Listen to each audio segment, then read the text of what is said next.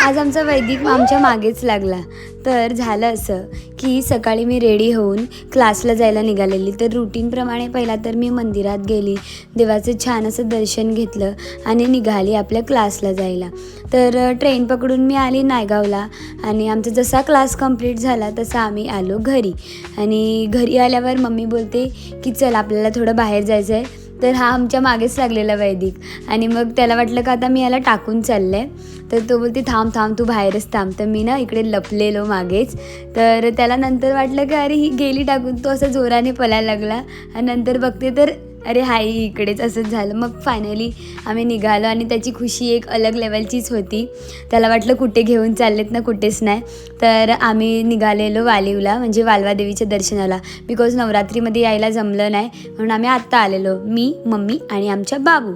आणि मस्तपैकी आम्ही आईचं दर्शन वगैरे घेतलं। खूप असं ब्लेस्ड फील झालं, कोणीच नव्हतं मंदिरात, एकदम शांत शांत। मग आम्ही तिथून निघालो आणि आम्हाला एक फुगेवाला दिसलेला, तर छोटा बच्चा आहे तो उसको कुछ तो दिलवाना पडेगा। मग वैदिकला आमच्या फुगा घेऊन दिला। येता येता आमचा वैदिक झोपला आणि नंतर इव्हनिंगला आमची महाआरती होती। म्हणजे दर अमावस्या आणि पौर्णिमेला आमच्याकडे महाआरती असते। तर आमची छान अशी महाआरती वगैरे झाली आणि सगळ्यांनी देवाचे खूप छान असं दर्शन वगैरे घेतलं। मी प्रसाद वगैरे घेतला आणि घरी आली। That's it for the day, bye bye.